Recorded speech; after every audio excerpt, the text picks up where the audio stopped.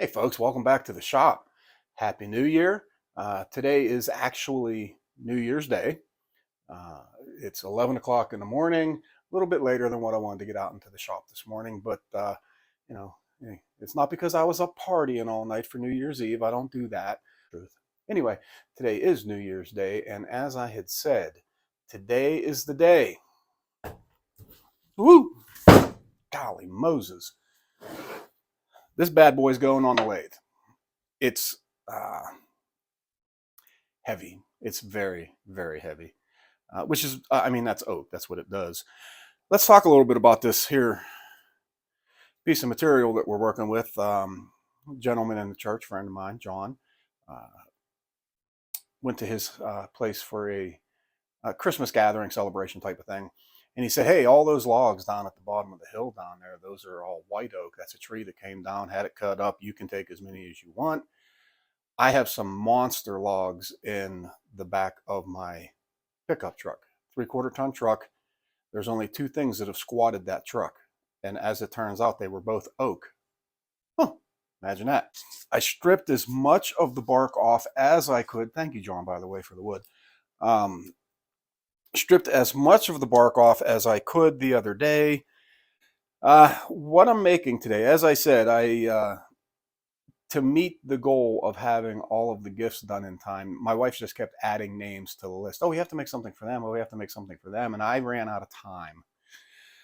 And so I gave away some of the things that I had made her months ago.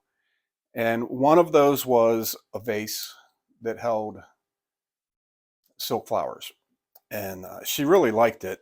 And we gave it away as a gift.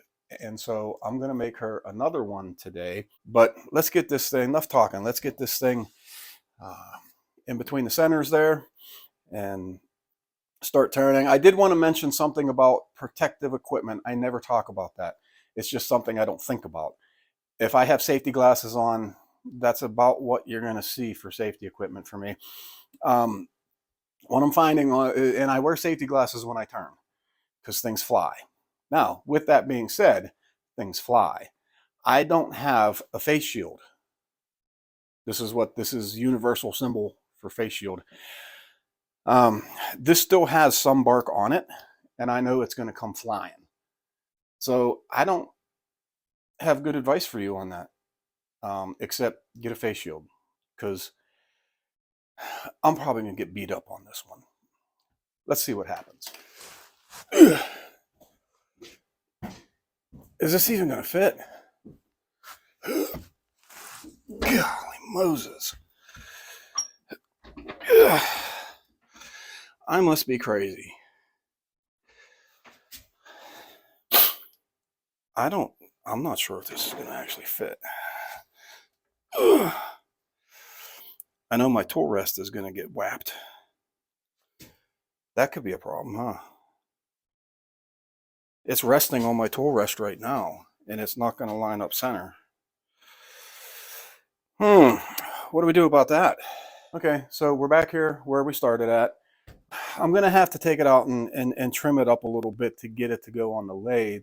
One of the other things I did in between Christmas and New Year's was I did some work on my chainsaw because it wasn't running quite right. It wouldn't idle. It did a bunch of stuff like that. So now she's purring like a kitty cat. And so I'm going to go out and just try to clean this up a little bit, see if I can get it to fit on there. This was supposed to be a 2-hour project. It's now 20 after 11, and we started this at 11, and it's probably going to be 3 o'clock before I'm done. But hey, you know what? How else are you going to spend your New Year's Day? Okay, so 45 minutes later, chainsaw purrs like a kitty cat, but when it gets bound up with shavings, you don't want to run. I learned it does not like cutting long grain. I need to figure out how to get that to exhaust that stuff. But it's on. It's sketchy. It's not sketchy, only it's not round anymore. I don't know that there's a geometrical shape for what this thing is now. So my initial instinct is to grab my carbide tools and start going to it. But I said I wanted to, get some traditional tools. I have this roughing gouge, maybe. I don't know. It's super duper short. I don't like short tools. That's my problem. And the only ones I have are really short. Last time I used this, it didn't end well, but we're going to try it. Okay. I'm not going to film the whole thing because it's going to be a stupid long video if I do that. So I'll just kind of film bits and pieces along the way. And this wood is extremely wet. So it might be the type of thing where I turn part of it today, part of it tomorrow. You're not going to know because you're watching this video next week. Let's see what I have a button. I put the button in my pocket. Oh, glasses. Do need my glasses though. Might have to turn the heater down. Mercy sakes. Is it going to fly off and kill me? And it was at that exact moment that the battery in the microphone died, leaving me speechless. So now I have voiceover. Eventually here, what you're going to be seeing is me trying to rough this out. I'm saying, here we go with this archaic caveman tool. And right now I'm asking you, hey, if you see me doing something wrong with this, please tell me, because I don't know what I'm doing.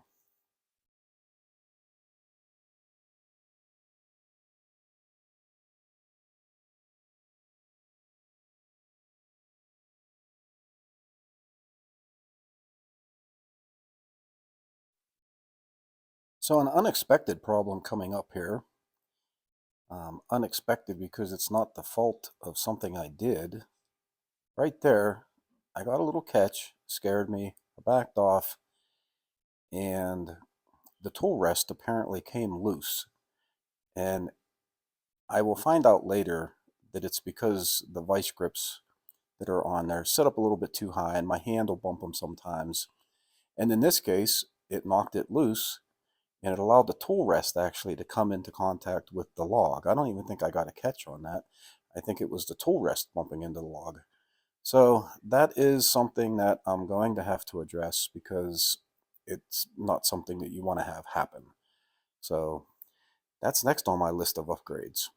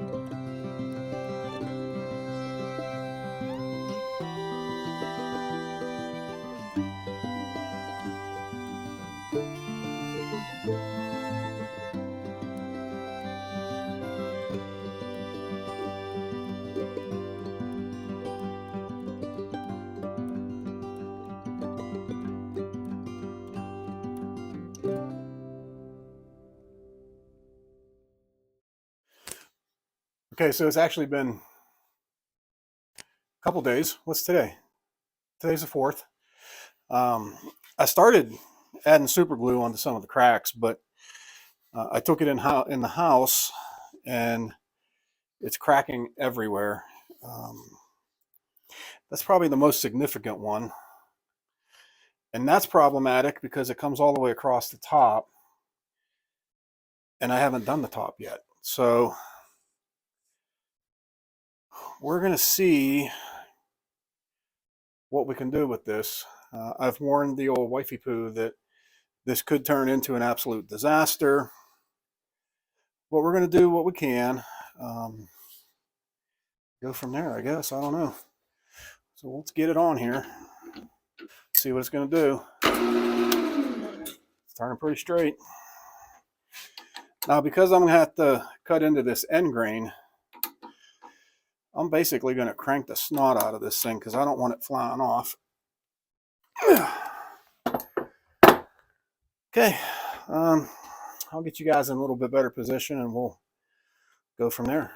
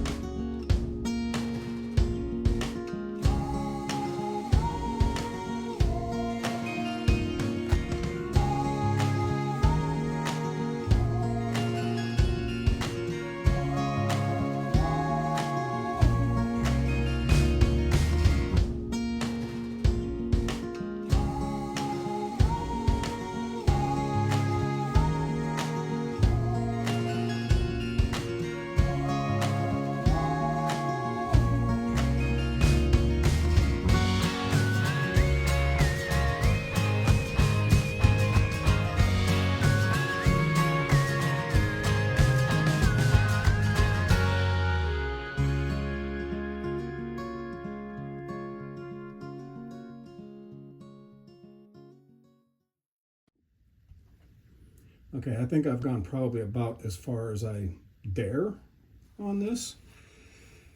The cracks are creating quite an issue and I don't want to get a catch. Yes, you can get a catch with a carbide tool.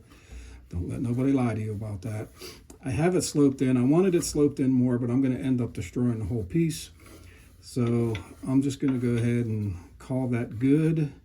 I got to get some paper in here and sand this smooth, but and then I have to sand all of the super glue off.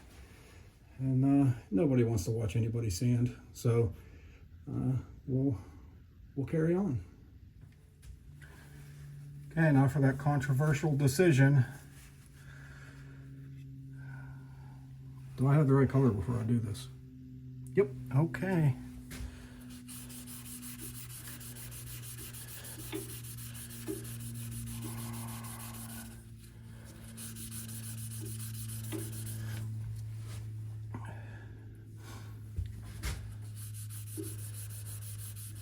Why is it a controversial decision? Well, because the wood in itself is beautiful. But with all of the cracks and all of that, I have a feeling this thing's going to fall apart in 6 months. And that's my fault. I turned it way too soon, and I knew I did.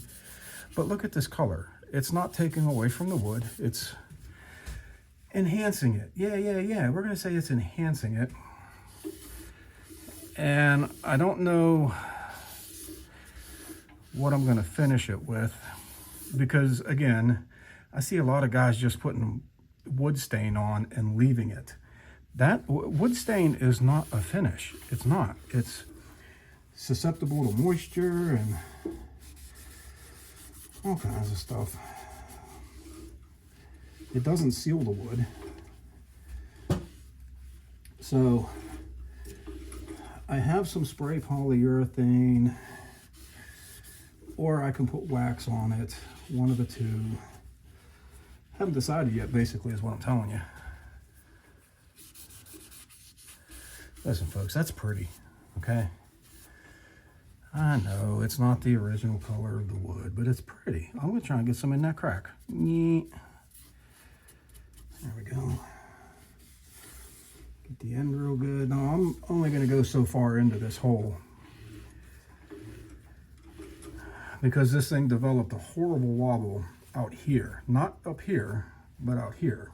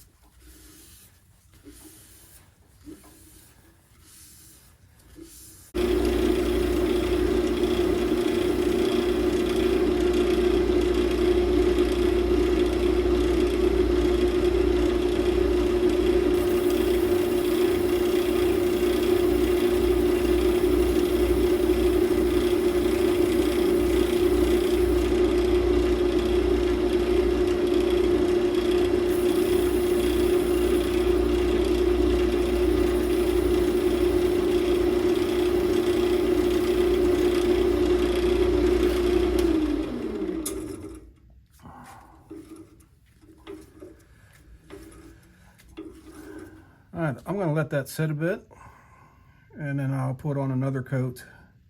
I forgot to burnish this. Okay, I can see where that would have helped. But I'm going to let this sit, come out in a couple hours, put a couple more coats on it. Because technically I should have let the stain dry and I didn't feel like it. So then I just have to cut it off of there and stick flowers in it. Okay, folks, there you go. Finished product. It is a lot bigger than I thought it was going to be.